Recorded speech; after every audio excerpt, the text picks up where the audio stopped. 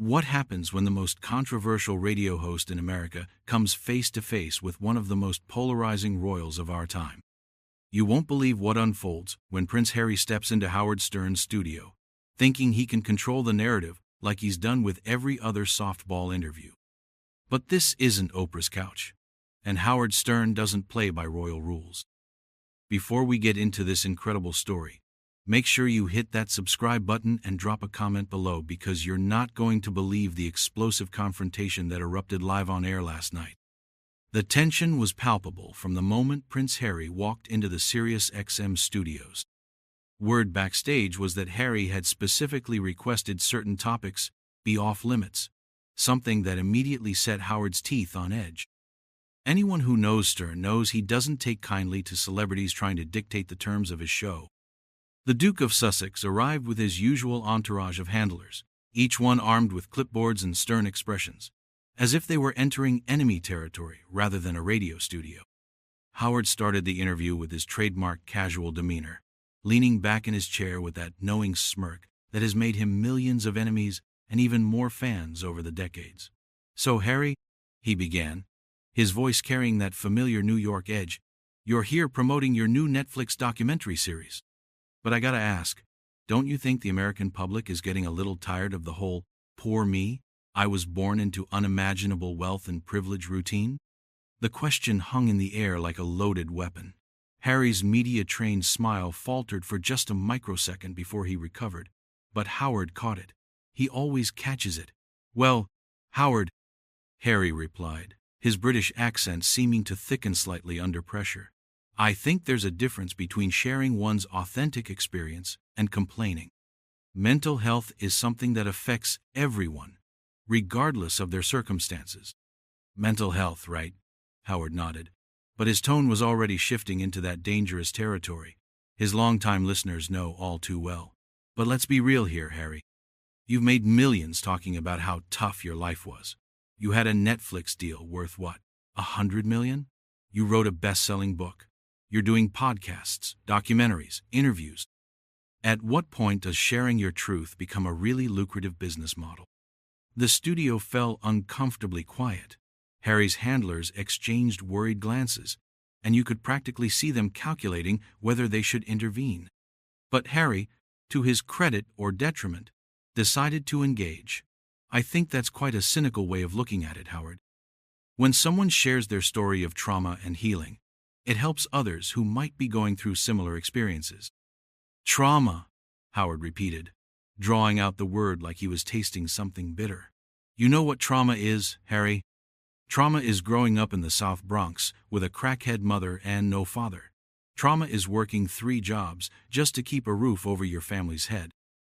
Trauma is not having your chef prepare the wrong breakfast at your private estate." The atmosphere in the studio shifted dramatically. Howard's producer Robin Quivers, who had been relatively quiet up to this point, let out a barely audible, "Oh boy," sensing what was coming.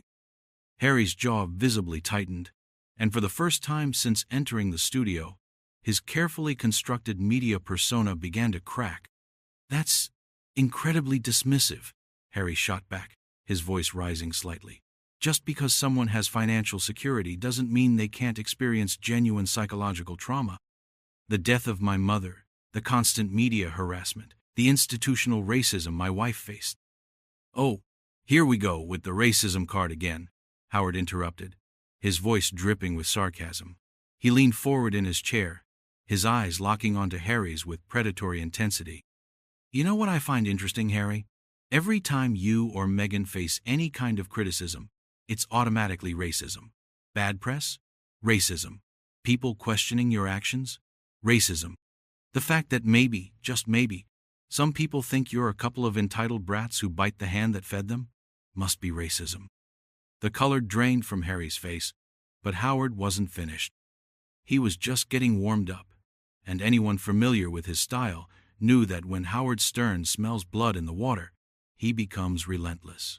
"And another thing," he continued, his voice gaining momentum, "this whole narrative about protecting your family's privacy while simultaneously putting your entire life on Netflix, writing all books, and doing interviews with anyone who'll pay you enough money. Don't you see the hypocrisy there? Harry's media training was clearly being put to the ultimate test. You could see him trying to formulate a response that would diffuse the situation while still defending himself. But Howard had put him in an impossible position. We share our story on our terms. Harry finally managed to combat the lies and misinformation that have been spread about us for years. Your terms? Howard laughed, but it wasn't a pleasant sound. Right, because God forbid anyone else gets to have an opinion about the guy who turned his back on his family, moved to California, and now makes a living trashing the very institution that gave him his title and his relevance. Tell me, Harry, if you hate being a royal so much, why don't you just give up the title? Why do you still call yourself the Duke of Sussex if you want nothing to do with the monarchy? The question hit its mark. Harry's carefully maintained composure began to crumble, and you could see genuine anger flashing in his eyes. His handlers were now actively trying to catch his attention, probably signaling for him to either change the subject or wrap up the interview entirely. But Harry, perhaps driven by years of pent-up frustration from softball interviews where he was treated with kid gloves, decided to fight back. You know what, Howard? Harry said, his voice taking on a harder edge. I came here thinking we could have an intelligent conversation about important issues. But clearly, you're more interested in cheap shots and tabloid-level gossip than actually discussing anything meaningful. Howard's eyebrows shot up, and a dangerous smile spread across his face. The king of all media had just been challenged on his own show, in his own studio, by someone who clearly didn't understand the fundamental rule of appearing on the Howard Stern show. Howard always wins. The tension in the room ratcheted up to an almost unbearable level, as everyone present realized they were witnessing something that would be talked about for years to come. Oh, I see, Howard said, his voice becoming deceptively calm. So now I'm the bad guy for asking you actual questions, instead of kissing your ass like Oprah and all the other sycophants you usually talk to. Here's a thought. Your Royal Highness, maybe. If you can't handle being challenged on your bullshit, you shouldn't be doing interviews at all. But what Howard said next would push Prince Harry completely over the edge, setting up a confrontation that neither man would walk away from unchanged. Howard leaned back in his chair with the confidence of a man who had spent decades perfecting the art of psychological warfare through radio waves. His next words came out with surgical precision, designed to hit exactly where it would hurt most.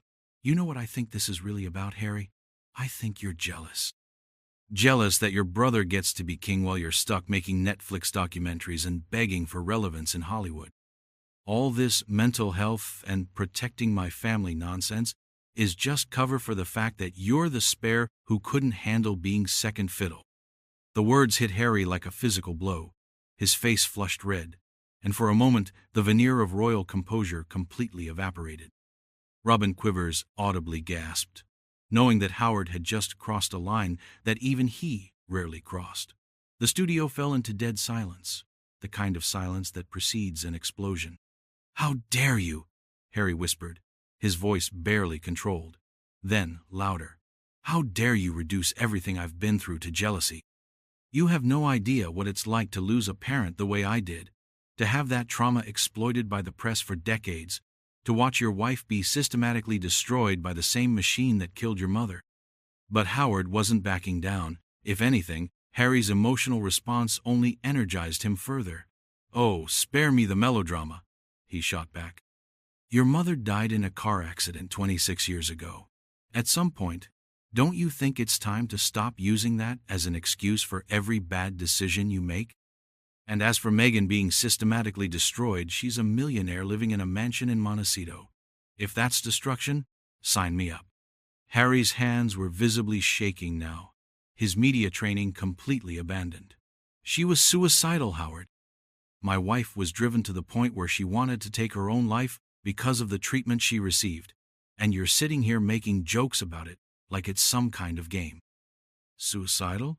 Howard repeated, his tone shifting to something even more dangerous. "Let me ask you something, Harry. If Meghan was really in such a dark place, why didn't you just leave quietly? Why did you have to make a whole production out of it? Why the Oprah interview? Why the Netflix series? Why the book deals? If someone I loved was truly suffering, I'd get them help and get them out of the situation. I wouldn't turn their pain into a media empire. The accusation hung in the air like poison gas. Harry's breathing became visibly labored, and his handlers were now frantically trying to signal to him, probably suggesting he end the interview immediately. But Harry was beyond rational thought now, consumed by a rage that had been building for years. "You're sick," Harry said, his voice filled with genuine disgust. "You're actually sick. Do you get off on this? Tearing people down for entertainment? Making light of mental health struggles? No wonder your own relationships have been such disasters. Who could love someone so fundamentally cruel?" The personal attack on Howard's relationships was a tactical error of monumental proportions.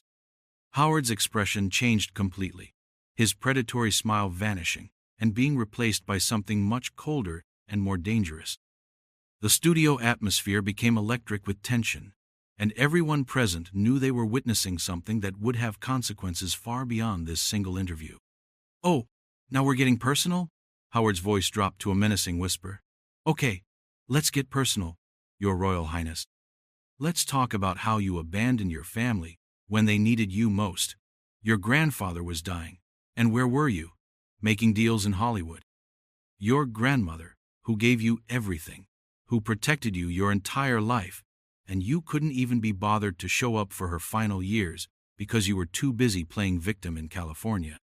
Harry shot to his feet, his chair scraping loudly against the floor. "Don't you dare talk about my grandmother. Don't you dare bring her into your sick little game." "Sit down," Howard commanded, but his voice had lost none of its authority despite Harry's obvious agitation. "We're not done here. You came on my show. You play by my rules.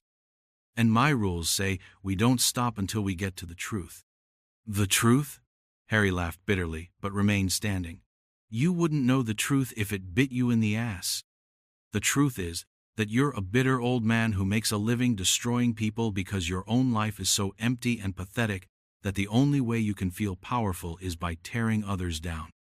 Howard stood up as well, matching Harry's aggressive posture. Despite being older, Howard's presence filled the room in a way that reminded everyone why he had dominated radio for decades. "The truth is that you're a spoiled brat who's never worked a real day in his life, who threw away everything he was given because he couldn't handle not being the center of attention. The truth is that you've turned your family's private pain into a public spectacle because you're too weak and too selfish to handle your problems like a man." "Weak?" Harry's voice cracked with emotion. "I served my country in Afghanistan while you were sitting in your comfortable studio making prank phone calls. I've dedicated my life to helping veterans, to mental health advocacy, to making a real difference in the world. What have you ever done besides mock people's pain for ratings?" "I've entertained millions of people for 40 years, Howard shot back. "I've built an empire by being honest about who I am and what I think. I don't hide behind charity work and victim narratives to avoid taking responsibility for my choices, and I sure as hell don't bite the hand that fed me and then cry about it when people call me out." The confrontation had reached a fever pitch, with both men now facing off across the studio like fighters in a ring. Harry's security detail was clearly uncomfortable, hands moving subtly toward their positions, while Howard's production staff watched in fascination and horror at the spectacle unfolding before them. "You want to know what I think?" Howard continued, his voice rising to match Harry's intensity. "I think you're exactly like your father, weak, entitled, and completely out of touch with reality. The only difference is that Charles at least had the dignity to suffer in silence, instead of turning his personal problems into a media circus." The mention of his father seemed to push Harry past his absolute breaking point. His face contorted with rage, and for a moment it looked like he might actually take a swing at the radio host. The security personnel tensed, ready to intervene if necessary, while everyone else in the studio held their breath. "Don't you ever," Harry seethed, his voice barely human now, "ever compare me to that man. You have no idea what you're talking about. None. You sit here in your little bubble, judging people's lives like you're some kind of authority on human nature, but you're nothing. You're less than nothing." But Howard wasn't intimidated. If anything, Harry's loss of control only seemed to fuel his determination to push even harder. I'm nothing. I'm not the one who abandoned his duty, turned his back on his family, and now spends his time whining about how hard his privileged life has been. At least I own what I am. You're still pretending to be some kind of humanitarian hero when really you're just... Howard paused dramatically, knowing that his next words would either end the interview or escalate it to a point of no return. The silence stretched out unbearably as Harry stood there, trembling with rage, waiting for the final blow that would determine how this confrontation would end. You're just a coward, Howard finally said, his voice cutting through the silence like a blade. A coward who couldn't handle the pressure of being royal, so you ran away to America and convinced yourself it was about principles. But we both know the truth, don't we, Harry? You didn't leave to protect your family or fight racism or any of that noble bullshit you've been peddling. You left because being a working royal was hard, and you've never done anything hard in your entire life. The words hit their target with devastating precision. Harry's face went from red to white in an instant, his hands clenching into fists at his sides. You don't know what you're talking about. He managed through gritted teeth, but his voice lacked the conviction it had carried earlier. Howard had found the nerve he was looking for. Oh, but I do, Howard pressed on, sensing victory. I know exactly what I'm talking about. You want to know how I know? Because I've spent 40 years talking to people, reading people, understanding what makes them tick. And you, Harry, you're an open book. You're the guy who got everything handed to him and still couldn't cut it. So when things got tough, when the media got mean, when your wife faced the same scrutiny that every royal has faced for centuries, you tucked tail and ran. Harry's breathing was becoming rapid and shallow, his composure completely shattered. Stop, he whispered. But Howard was relentless now, sensing that he had his guest exactly where he wanted him. You want to talk about your mother? Howard continued, his voice taking on a mocking tone that made everyone in the studio uncomfortable. Diana would be ashamed of what you've become. She faced the same media scrutiny, the same institutional pressure, and she stayed. She fought from within. She didn't abandon her duties and flee to California to make Netflix documentaries about how hard her life was. That was the breaking point. Harry exploded with a rage that seemed to surprise even himself. How dare you? He screamed, his voice cracking with emotion. How dare you invoke my mother's name? You didn't know her. You have no right to speak about what she would think. I have every right, Howard shot back, matching Harry's volume. This is my show, and I'll say whatever I want. And what I want to say is that your mother died fighting for causes she believed in, while you're living in a mansion complaining about how tough your life is. Harry took a step toward Howard's desk, his security detail immediately moving to intercept him. You're disgusting, Harry snarled. You're a disgusting human being who profits off of other people's pain. No wonder your audience is full of losers who have nothing better to do than listen to you tear people down. Howard laughed, but it was a harsh, ugly sound. My audience? At least my audience doesn't pretend to care about me while I exploit my family's private moments for cash. At least they're honest about what they want. Unlike you, sitting there pretending this interview is beneath you when you're the one who came begging to be on my show to promote your latest cash grab. I never begged to be anywhere near you, Harry spat. This was a mistake, the biggest mistake I've made since moving to America. Finally, Howard exclaimed, throwing his hands up in mock celebration. Finally, some honesty. Yes, it was a mistake, Harry, but not for the reasons you think. It was a mistake because you thought you could come in here and control the narrative like you do with all those other softball interviews. You thought you could manipulate me the way you manipulate everyone else. Harry was now pacing behind his chair like a caged animal, his handlers trying desperately to get his attention. You're delusional if you think this was manipulation, he said, his voice shaking with fury. This was me trying to have a civilized conversation with someone I thought was a professional. Clearly, I was wrong. Professional? Howard scoffed. Kid, I've been a professional longer than you've been alive. The difference is I'm honest about what I do. I tear people down for entertainment, and I'm damn good at it. You, on the other hand, pretend to be some kind of humanitarian while you're really just another celebrity cashing in on your trauma. That's it, Harry said suddenly, his voice deadly quiet. I'm done. This interview is over. He started to remove his headphones, but Howard wasn't finished. Oh no. You don't get to storm out and play the victim again, Howard called after him. You came on my show. You answer my questions. That's how this works. Harry spun around, his eyes blazing with an intensity that made everyone in the studio take a step back. I don't answer to you. I don't answer to anyone anymore. That's the whole point of leaving, which your tiny, bitter brain apparently can't comprehend. Then why do you still use the title? Howard demanded, standing up from his chair. Why are you still trading on being the Duke of Sussex if you're so independent? Why don't you just be Harry Mountbatten Windsor, private citizen, instead of milking your royal connection for every dollar it's worth? The question hung in the air like a challenge, and for a moment Harry seemed genuinely stumped. His mouth opened and closed, but no words came out. The silence stretched on, becoming more uncomfortable by the second. That's what I thought, Howard said with satisfaction. You can't give it up because without that title you're nothing.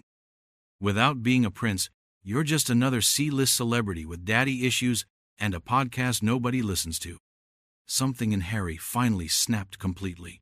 He ripped off his headphones and hurled them across the studio, where they crashed into the wall with a loud bang.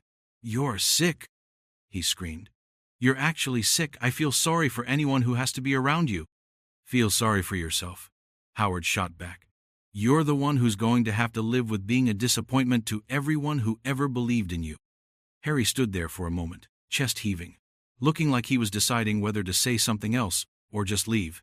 Finally, he seemed to make his choice. You know what, Howard? You win. You got what you wanted. You turned this into a circus, and now you can play the clips and make money off of humiliating me. Congratulations. But Howard wasn't satisfied with that ending. Don't you dare try to make this about me exploiting you. You came here knowing exactly what kind of show this is.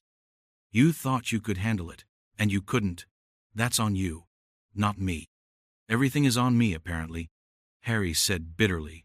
My mother's death, my wife's mental health struggles, my family's dysfunction, the media's treatment of us according to you. It's all my fault for not just shutting up and taking it. Now you're getting it, Howard said with a cruel smile. Finally, some self-awareness. Harry stared at him for a long moment, and when he spoke again, his voice was quiet but filled with genuine disgust. I actually pity you. I pity anyone who thinks this is what success looks like. Sitting in a studio, tearing people down, making money off of cruelty. What a sad, empty way to live.